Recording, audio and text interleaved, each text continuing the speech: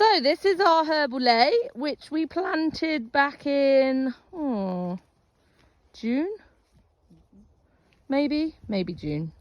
And because it's been so dry, we thought, oh no, it's not gonna grow. But Mum and I have been here looking, and we have like nearly all the species that we put in of the GS4. So this little pink one here is vetch. We've also found our birdfoot trefoil. We've got clovers, sheep's burnet. Oh yeah, there's the birdfoot trefoil there. We've got plantain, which is that one. We got some other plants, which we don't know what they are. This being one of them. And this tall thing over here, we don't know what that is. Oh, and we're not really sure what this purple flower is. But all in all, we are really quite impressed. So I'm standing in a patchy bit here, but it has come, which is actually quite exciting. Oh, there's a dandelion there too. Remembering that dandelions are all part and parcel of a good grazing sward.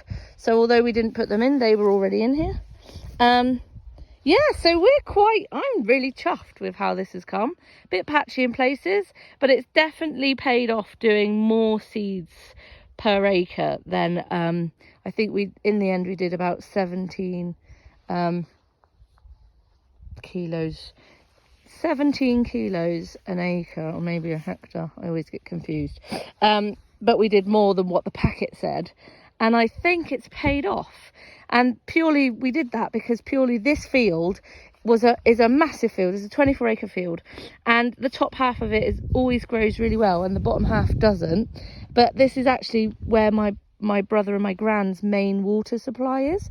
So what we're hoping is that by introducing the herbs and putting the goodness back into the soil through the plants, we will bring the soil back to life and hold and store more water in this field, so that they will always have that constant supply of water. So yeah, there is our GS4 herbal. Exciting.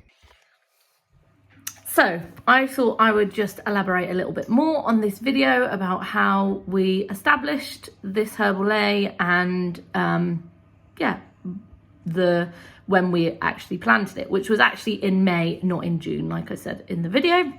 And we overwintered our cows out on this field, and it was quite exciting because we saw lots of cattle egrets join us, which we've never had before, and lots of other little birds as well, because they were obviously enjoying the bugs in and around the cow poo.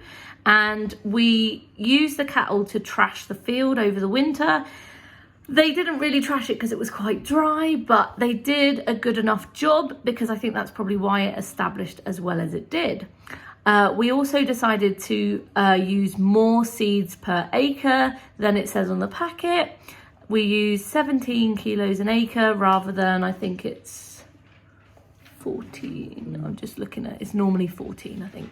So we just upped the rate a little bit, and that was just to make sure, because we min-tilled. So after the cows trashed it, we used discs to disc over it, and then we went over it a few times with our Bomford Dyna Drive, which was basically like a land-driven machine with lots of little shovels on it. So it just turned the grass over, and then we sowed the seed and rolled it. Oh, we rolled it first, then we sowed the seed, and then we rolled it again. And the reason you roll it twice is because if it's tiny little seeds, which lots of them are in the herbalays, they can get a bit lost and then they don't germinate properly. So you roll it twice when we plant the GS4. And yeah, we're really quite pleased with how it's turned out. And we're continued to establish more throughout this year, till we've got about 50 acres. I think we've applied for the GS4 payments from Countryside Stewardship.